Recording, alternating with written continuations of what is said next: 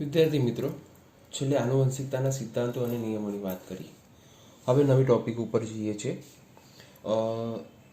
પ્રભુતાના નિયમમાં જ ક્યાંક સંકળાયેલું જોવા મળે, બરાબર છે, જેનું નામ છે અપૂર્ણ પ્રભુતા,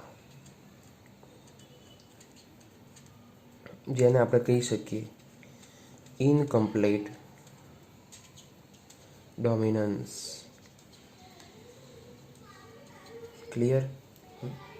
જોઈએ તેમાં તો કે ક્યારે, તો કે જે વટાણાવાળો પ્રયોગ થયો હતો, વિદ્યાર્થી મિત્રો સમજો, વટાણાવાળો પ્રયોગ થયો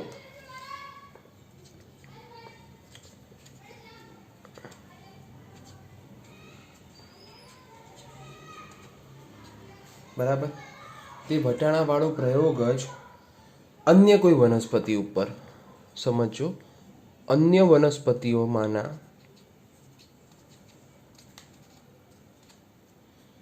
અન્ય લક્ષણોની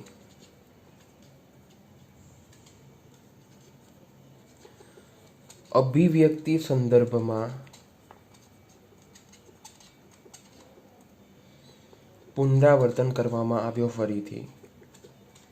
ઓકે, થયું શું સમજો આમાં, કે આપણે જે મેન્ડલનો પ્રયોગ કર્યા છે વટાણાના, તેમાં ઘણા બધા વટાણાના પ્રયોગ ઉપર આપણે કે વટાણા છોડ ઉપર પ્રયોગો કર્યા, પણ બીજી કોઈ વનસ્પતિ લઈએ તો તેમાં કઈ ઘટના થતી હશે એ પણ જોવું પડે, બરાબર છે. એટલે એ જ વટાણાવાળો પ્રયોગ મેન્ડલ અન્ય વનસ્પતિના અન્ય લક્ષણો ઉપર અભિવ્યક્ત કરવામાં આવ્યો. ત્યારે શું થયું, તો કે ત્યારે એવું થયું, ખબર પડી કે ક્યારેક F1 પેઢી જે છે, F1 પેઢીમાં એવા સ્વરૂપ પ્રકાર પ્રાપ્ત થાય છે, બરાબર છે, જે પિતૃ પેઢી જે હતી એ પિતૃ પેઢીમાં બે પૈકી કોઈ પિતૃ સાથે મળતા આવતા નથી. દાખલા તરીકે હું તમને બતાવું કે આપણે એક સંકરણનો પ્રયોગ કર્યો. આમાં આપણે ઊંચા છોડની વાત નથી કરવાની, આમાં અન્ય વનસ્પતિની વાત કરવાની છે. પણ તમારા સમજ ખાતર કે આપણે એક ઊંચો પેલો પ્રયોગ કર્યો હતો, કેપિટલ ડી સ્મોલ ટી વાળો, એમાંથી નવી સંતતિ જે પ્રાપ્ત થાય છે કેપિટલ ડી. પણ આ શું હતું, આનો જનીન પ્રકાર બદલાયેલો સાહેબ, જનીન પ્રકાર બદલાયો છે, પણ સ્વરૂપ પ્રકાર તો કેવું છે, પિતૃમાંથી પ્રાપ્ત થાય છે. હવે અપૂર્ણ પ્રભુતામાં તો શું થાય છે કે પિતૃ પેઢીમાંથી પણ, એટલે કે પિતૃ પેઢીમાં જે લક્ષણ છે એ પિતૃ પેઢીના કોઈ પણ લક્ષણ આમાં જોવા મળતા નથી, બરાબર છે. તો હવે એ શું હશે, કઈ ઘટના થતી હશે, કેમ એને અપૂર્ણ પ્રભુતા જ નામ આપ્યું, તો એ આપણે જોઈએ. ઇન શોર્ટ, અપૂર્ણ પ્રભુતાની તમને વ્યાખ્યા કહી દઉં પહેલાં, કે F1માં સ્વરૂપ પ્રકાર પ્રાપ્ત જે થાય છે તે પિતૃ પેઢીના કોઈ પણ લક્ષણને અનુસરતો નથી. દેટ મીન્સ કે કંઈક નવું જ મળે છે. આ જે નવું મળે છે તેને અપૂર્ણ પ્રભુતા કહેવામાં આવે છે.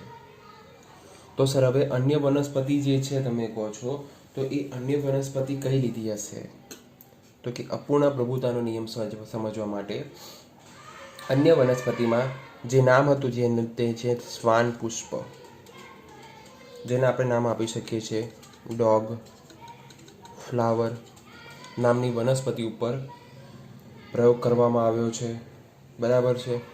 જેનું બીજું નામ પણ છે સ્નેપડ્રેગન,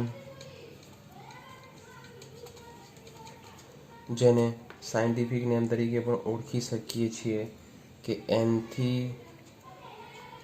એન્થીરિયમ સ્પીસીસ. ઓકે, તો આ રીતે તેમાં અપૂર્ણ પ્રભુતાનું દ્રષ્ટાંત આપણે ખૂબ જ સારી રીતે જોઈ શકીએ છીએ.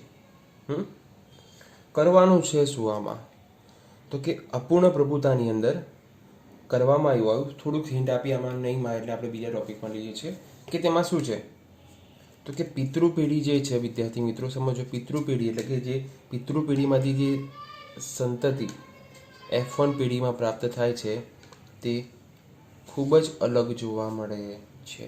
એટલે કે પિતૃપેઢીના લક્ષણો તેમાં જોવા મળતા નથી. સ્વરૂપ પ્રકારના લક્ષણો જોઈએ આપણે કે કઈ રીતની ઘટના થાય છે તે. વિદ્યાર્થી મિત્રો, તેમાં સૌ પ્રથમ શું કરવામાં આવે છે તો કે તેમાં લક્ષણ કયું લીધું છે. સૌ પ્રથમ જોઈએ આપણે તો તેમાં લક્ષણ કયું લીધું કહેવાય તો કે લક્ષણોમાં પુષ્પનો રંગ લીધેલો છે. બરાબર છે. પુષ્પના રંગમાં જે શ્વાન પુષ્પ, ડ્રેગન, સ્નેપ ડ્રેગન જે છે, ડોગ ફ્લાવર છે, તેમાં કઈ રીતનું છે તો કે તેમાં પિતૃપેઢી જે હતી એ પિતૃપેઢીમાં પ્રભાવી અને પ્રચ્છન્ન માટેની વાત કરીએ તો તેમાં પ્રભાવીમાં કેપિટલ આર. હા, હવે એક વાત આમાં તમને કહેવાની છે. ચોપડીની અંદર સ્મોલ આર આપેલું છે વિદ્યાર્થી મિત્રો. તો હું આમાં ડબલ્યુ લખીએ તો પણ ચાલશે અને હું ચલો અત્યારે સ્મોલ આર જ લખું છું બંનેમાં. કેપિટલ આર દેટ મીન્સ કે આ લાલ પુષ્પ હશે જે પ્રભાવી કહી શકાય અને આ જે છે સફેદ પુષ્પ છે જે પ્રચ્છન્ન કહી શકાય. બરાબર છે વિદ્યાર્થી મિત્રો. આ બે જે છે એના સ્વરૂપ પ્રકાર અને આ જનીન પ્રકારની વાત થયેલી છે. જન્યુઓ પ્રસ્થાપિત કરીએ છીએ. Capital R, small R. સંકરણ દરમિયાન જે F1 સંતતિ આપણને પ્રાપ્ત થાય છે એ F1 પેઢીમાં કેપિટલ આર, સ્મોલ આર. હવે આ જે આપણે આગળ જોયું છે કે કેપિટલ ટી અને સ્મોલ ટી તો એ તો ઊંચા છોડનું જ લક્ષણ પ્રાપ્ત કરે. ઓકે, તો આમાં કંઈક એવું થવું જોઈએ કે આ લાલ રંગ હોય? ના વિદ્યાર્થી મિત્રો, આ જે ડિફરન્સિએશન આવે છે કે જે નવી સંતતિ F1 પેઢીની મળે છે, લાલમાં થોડોક સફેદ રંગ ઉમેરશો તમે તો કયો રંગ પ્રાપ્ત થશે? ગુલાબી રંગ. ધેટ મીન્સ કે આ જે નવી સંતતિ મળે છે તે ગુલાબી રંગનું પુષ્પ પ્રાપ્ત કરે છે. તો આ જે છે પિતૃ પેઢીમાંથી જ્યારે F1 પેઢીમાં સંકરણ થાય છે ત્યારે જે નવી સંતતિ પ્રાપ્ત થાય છે તે પિતૃ પેઢીના કોઈ પણ લક્ષણ પ્રાપ્ત કરતું નથી, કોઈ નવું લક્ષણ જ પ્રાપ્ત કરે છે. તેથી તેને અપૂર્ણ પ્રભુતા કહેવામાં આવેલી છે. Clear that? આગળ વધીએ. આગળમાં એવું થાય છે કે F1 પેઢીનું પછી સ્વફલન કરાવવામાં આવશે. સ્વફલન જે છે આપણે પુનેટ સ્ક્વેર દ્વારા દર્શાવીશું તો કે સ્વફલનને અંતે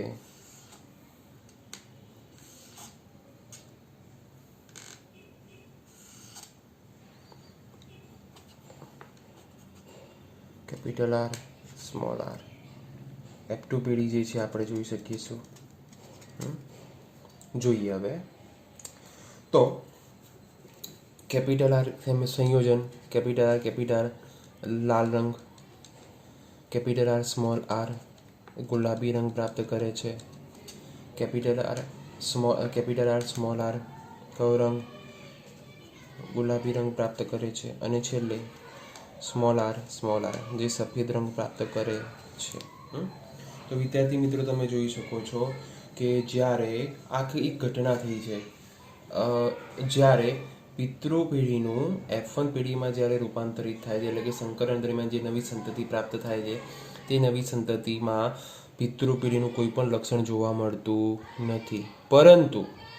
પરંતુ F1 પેઢીનું તે જ F1 પેઢીનું જ્યારે સંકરણ કરાવવા એટલે સ્વફલન કરાવવામાં આવે છે, તે સ્વફલન દરમિયાન જે નવી સંતતિ પ્રાપ્ત થાય છે તેમાં પિતૃ પેઢીના પણ લક્ષણો જોવા મળે છે અને F1 પેઢીના પણ લક્ષણો આપણને જોવા મળે છે, પ્રસ્થાપિત થાય છે. બરાબર. તો આ જે છે અપૂર્ણ પ્રભુતા, તેમાં આપણને રેશિયો કયો મળશે તો કે સ્વરૂપ પ્રકારને આધારે આપણે તેનો રેશિયો જોવા જઈએ F2 પેઢીનો તો તેમાં સ્વરૂપ પ્રકારને આધારે અથવા જનીન પ્રકારના આધારે તેમાંના રેશિયો આપણને 1:2:1 મળે છે, જેને કહી શકાય કેપિટલ આર સ્મોલ આર અને સ્મોલ આર. બરાબર છે. તો આ રીતે આપણે તેનો રેશિયો મળી શકે છે. આગળ આપણે એક સંકરણ પ્રયોગ જેવું જ છે, પણ મેન્ડલના પ્રયોગમાં આપણને એક રેશિયો મળતો હતો જેનું નામ છે 3:1. તે રેશિયો આમાં આપણને જોવા મળતો નથી. સ્વરૂપ પ્રકાર અને જનીન પ્રકારનો જે રેશિયો છે પ્રમાણ તે સરખું જ જોવા મળશે. તમે જોઈ શકો છો એક રંગ પ્રાપ્ત થાય છે લાલ, ગુલાબી ગુલાબી બી અને સફેદ એક. પેલામાં શું થતું હતું, 3 ઊંચા મળતા હતા એટલે આપણે 3 જેમ 1 લખતા હતા. આમાં જોવા મળતું નથી. બરાબર છે. તો આ રીતે આપણે જે એક સંકરણનો પ્રયોગ છે તે આપણે તેને દર્શાવી શકીએ છીએ. અને તેમાં એક સંકરણના પ્રયોગમાં પહેલામાં ઊંચો છોડ પ્રાપ્ત થતા, ઊંચા છોડની વાત હતી, એટલે કે વનસ્પતિના છોડની ઊંચાઈની વાત હતી. આમાં આપણે પુષ્પના બીજા કોઈ વનસ્પતિના રંગની વાત કરી, તેમાં આપણને અપૂર્ણ પ્રભુતા જોવા મળે છે. વિદ્યાર્થી મિત્રો, છેલ્લે આનુવંશિકતાના સિદ્ધાંતો અથવા તેના નિયમોમાં પ્રભુતાનો નિયમ જોયો, વિશ્લેષણનો નિયમ જોયો, ત્યારબાદ આપણે અપૂર્ણ પ્રભુતાની પણ વાત કરી. હવે એક નવો ટોપિક છે જેનું નામ છે સહપ્રભાવિતા, જેને આપણે કહી શકીએ કો ડોમિનેન્સ. વિદ્યાર્થી મિત્રો, અહીંયાથી થોડોક ટર્નિંગ આવે છે ચેપ્ટરની અંદર. ટર્નિંગ એટલે કઈ રીતનો ટર્નિંગ કે આપણે અત્યાર સુધી વાત કરી છે અપૂર્ણ પ્રભુતાની, ઇનકમ્પ્લીટ ડોમિનન્સ સુધી. હવે થોડુંક ફેરફાર થતો જોવા મળે છે. એ ફેરફારની આપણે ચર્ચા કરીશું આ થિયરીમાં. તો તમારી સમક્ષ એક વર્ડ લખેલો છે સપ્રભાવિતા. બરાબર છે. સમજો, અપૂર્ણ પ્રભુતા અને સપ્રભાવિતા જે છે એમાં આપણે થોડુંક ડિફરન્સિએશન જોઈશું, તફાવત જોઈશું. તો સપ્રભાવિતા એમ કહે છે કે એ એવી ઘટના છે સપ્રભાવિતા કે F1 પેઢી જે છે એ F1 પેઢી બંને પિતૃઓને મળતી આવે છે. Clear that? અપૂર્ણ પ્રભુતામાં શું થયું હતું કે F1 પેઢીની જે સંતતિ મળે છે એ બંને પિતૃઓમાંથી કોઈને મળતી આવતી ન હતી. બરાબર છે વિદ્યાર્થી મિત્રો? પણ આમાં શું થાય છે આ ઘટનાની અંદર, સપ્રભાવિતાની અંદર, કે F1 પેઢી જે છે એ બંને પિતૃઓને શું થાય છે, મળતી આવે છે. તો તેનું આપણે એક ઉદાહરણ સ્વરૂપે જોઈએ. તો ઉદાહરણમાં જે છે એ ઉદાહરણ તરીકે મનુષ્યની વાત કરીએ આપણે, આપણી પોતાની. તો કે મનુષ્યમાં જે ABO રુધિર જૂથ છે એ નિર્ધારણ કરવા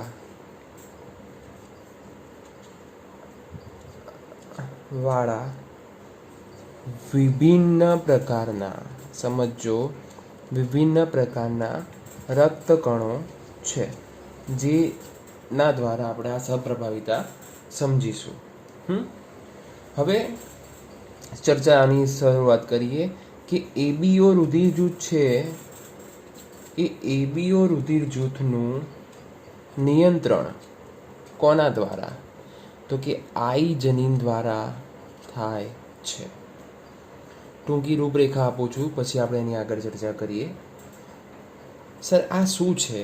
રક્તકણ ઉપરથી કઈ રીતે આપણને ખબર પડે છે કે રુધિર જૂથ મનુષ્યમાં આ જોવા મળે? એવી કઈ ઘટના હોય છે રુધિરની અંદર, રુધિરમાં કઈ વસ્તુ આપણે જોઈએ તો એનામાંથી આપણને ખબર પડી શકે કે જે મનુષ્ય છે કે કોઈ પણ વ્યક્તિ છે તેનું રુધિર જૂથ A છે, B છે, O છે કે AB છે. બરાબર? તો એમાં એવી ટૂંકી વાર્તા છે કે રક્તકણ જે હોય ને એ રક્તકણના કોષરસ સ્તરની સપાટી પરથી, રક્તકણની વાત થઈ રહી છે, સપાટી પરથી બહાર ઉપસેલા શર્કરા પોલિમર, જેનું બીજું નામ પણ છે ગ્લાયકોપ્રોટીન, તે જે છે એ જોવા મળે છે. એટલે કે રક્તકણ જે છે એ આરબીસી એ રક્તકણની કોષરસ સ્તરની બાહ્ય સપાટી પરથી ઉપસેલા શર્કરા ટાઈપ પોલિમર જોવા મળે છે. આકૃતિ સમજ માટે દર્શાવેલી છે. આ પોલિમરનો હવે આ જે પોલિમર છે એ પોલિમરનો પ્રકાર જે છે એ કયો હશે? પોલિમરનો પ્રકાર કયો હશે તે બાબતનું નિયંત્રણ જનીન આઈ દ્વારા થાય છે. એટલે કે એના પરથી જ ખબર પડે છે કે મનુષ્યનું રુધિર જૂથ કયું હશે. બરાબર છે. કોના દ્વારા જ ખબર પડે કે રક્તકણ ઉપર જે ઉપસેલો શર્કરાનો પોલિમર ભાગ છે તેને ગ્લાયકોપ્રોટીન નામ આપેલું છે. બરાબર છે. તેના દ્વારા નક્કી થઈ શકે કે મનુષ્યમાં કયા પ્રકારનું રુધિર જૂથ જોવા મળશે.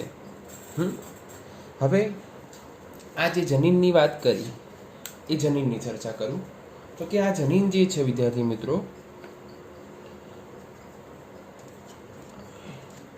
એટલે કે એક પ્રકારનો કારક જ છે.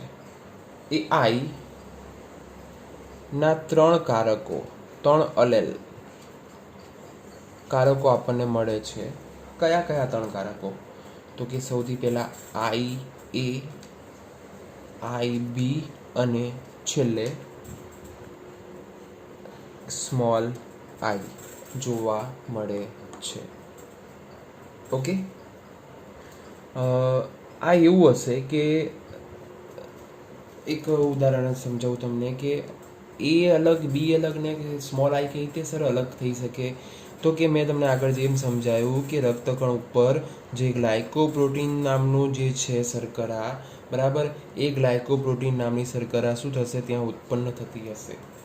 તો આઈ એ માટે કોઈ અલગ પ્રકારની શર્કરા ઉત્પન્ન થતી હશે, આઈ બી માટે કોઈ અલગ પ્રકારની શર્કરા ઉત્પન્ન થતી હશે અને સ્મોલ આઈ છે તેના પર કોઈ પણ પ્રકારની શર્કરા ઉત્પન્ન થતી નથી. બરાબર, યાદ રાખજો. આઈ એ છે ધેટ મીન્સ કે એના ઉપર કોઈ પણ આઈ એ પ્રકારની શર્કરા ઉત્પન્ન થતી હોવી જોઈએ. બરાબર, જે એકબીજાથી અલગ પડતી હોય આઈ એ અને આઈ બીથી. ઇન શોર્ટ બીજી વસ્તુ એવું કહું કે આઈ બી પણ છે તેના પર બી એટલે કે આઈ બી ધરાવતા જે કારકો છે તેના રક્તકણમાં પણ કોઈ અલગ પ્રકારની શર્કરા ઉત્પન્ન થતી હશે જે એથી અલગ પડતી હશે. બરાબર છે. અને ત્રીજી વસ્તુ જે સ્મોલ આઈ છે તેમાં કોઈ પણ પ્રકારની શર્કરા ઉત્પન્ન થતી નથી. બરાબર છે. તેથી તેને આપણે સ્મોલ આઈ તરીકે દર્શાવેલો છે. Clear that? કે શેના પરથી આપણને રુધિરજૂથની માહિતી મળી શકે? તો કે રક્તકણો ઉપર ઉપસી આવેલી સપાટી કે રક્તકણના કોષરસ સ્તરની સપાટી પરથી બહાર ઉપસી આવેલા શર્કરા જે પોલિમર છે તેના ઉપર રહેલી શર્કરાના પ્રકાર દ્વારા આપણે રુધિરજૂથની માહિતી મેળવી શકીએ છીએ. તો સર સપ્રભાવિતાને એને શું લેવા દેવા? બરાબર, તો એ તમને ટૂંકમાં જ કહી દઉં.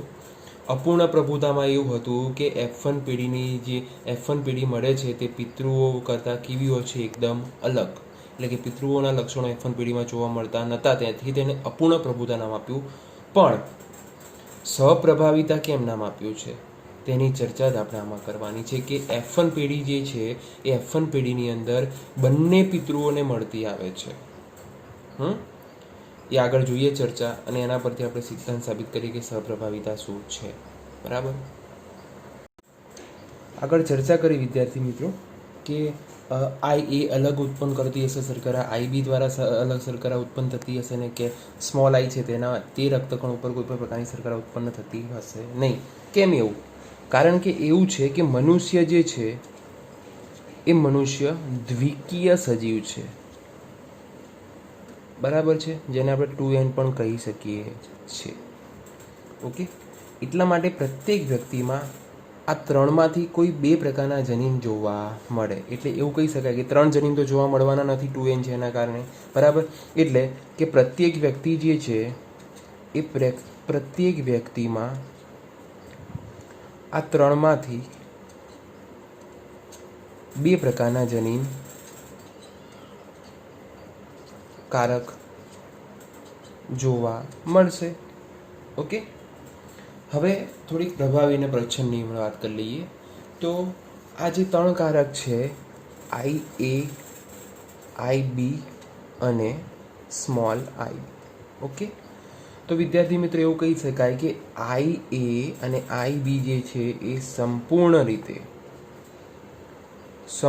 રીતે સ્મોલ આઈ પર પ્રભાવી જોવા મળે છે. કારણ કે આપણે આગળ જોયું હતું કે કેપિટલ હોય એ પ્રભાવી કહી શકાય અને સ્મોલ જે છે એ પ્રચ્છન્ન કહી શકાય.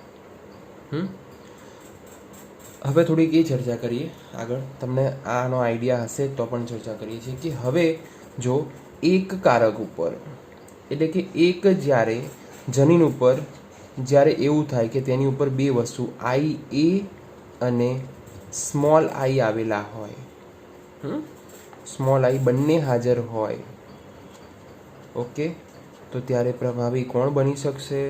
તો એવું થાય છે કે ત્યારે ફક્ત અને ફક્ત આઈ એ છે એ શું થાય? અભિવ્યક્ત થઈ શકે છે. કારણ કે આઈ એ જે છે સ્મોલ આઈ પર શું થાય? પ્રભાવી થતું જોવા મળે છે. તેવી જ રીતે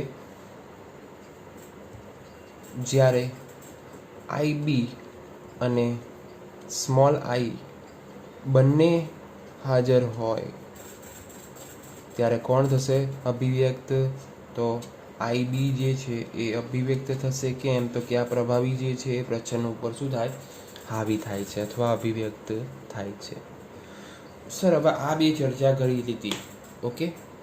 મેઇન મુદ્દો આવ્યો સહપ્રભાવિતાનો, યાદ રાખજો. તો હવે એક ત્રીજી કન્ડિશન પણ આવી શકે. કઈ કન્ડિશન? તો કે જ્યારે,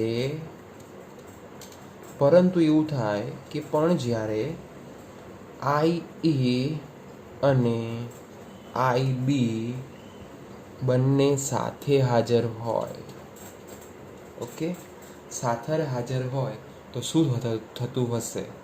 તો કે બંને જ્યારે સાથે હાજર હોય ત્યારે બંને જે છે એ બંને પોતપોતાની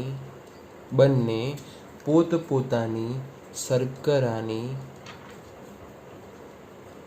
અભિવ્યક્તિ દર્શાવે છે.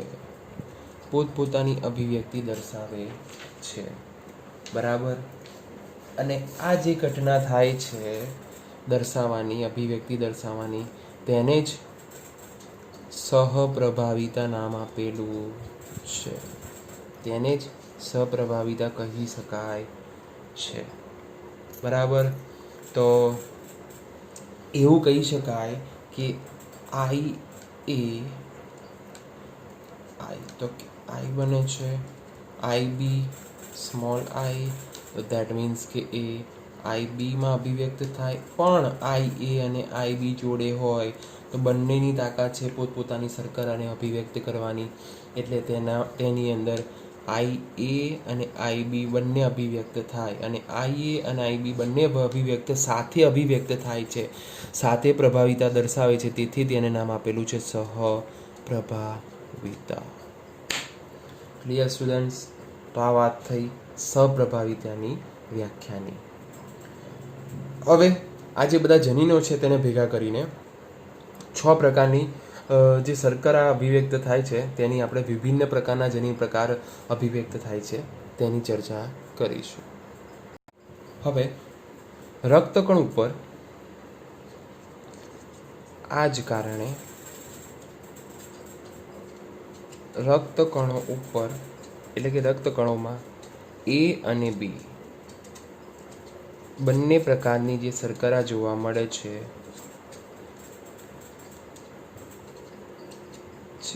તેના કારણે ભિન્ન પ્રકારના કારકો હોવાને કારણે તેના 6 સંયોજનો આપણને પ્રાપ્ત થાય અથવા સંભવ બને છે, બરાબર છે. એ 6 સંયોજનોની આપણે વાત કરીશું કે તેનામાં જોઈ શકાય કે ABO રુધિર જૂથ છે. એ ABO રુધિર જૂથના 6 વિભિન્ન જે જનીન પ્રકાર અને સ્વરૂપ પ્રકાર જે છે એ કયા કયા બને છે તે જોઈ શકીએ, બરાબર છે. જોઈએ તો મનુષ્યમાં માનવ વસ્તીમાં રુધિર જૂથના આનુવંશિક આધારે દર્શાવતું કોષ્ટક. તો તેમાં સૌથી પહેલાં એટલે મનુષ્યની વાત કરીએ છીએ રુધિર જૂથમાં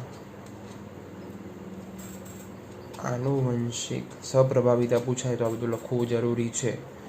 આધાર દર્શાવતું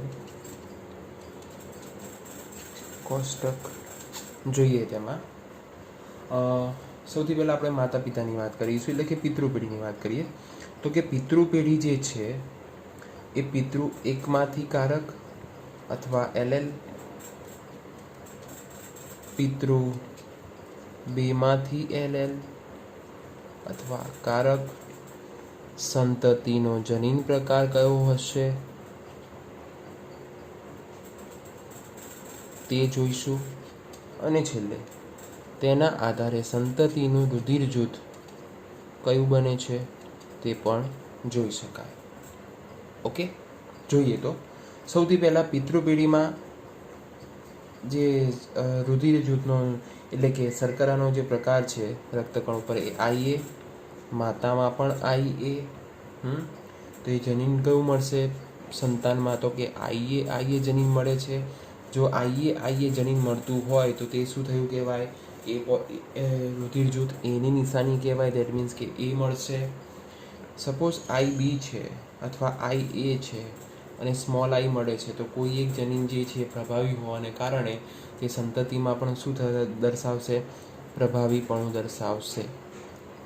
તેના જ કારણે સંતતિનું રુધિર જૂથ એ જોવા મળશે.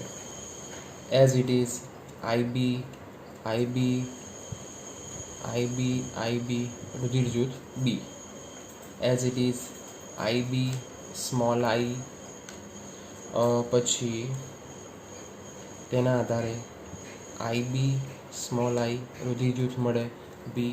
ઓકે, અને લાસ્ટમાં જે સપ્રભાવિતાનો ગુણ દર્શાવે છે તે IB.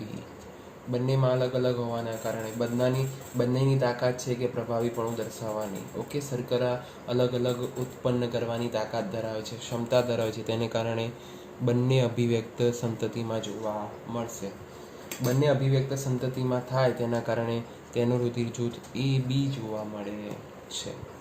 અને છેલ્લે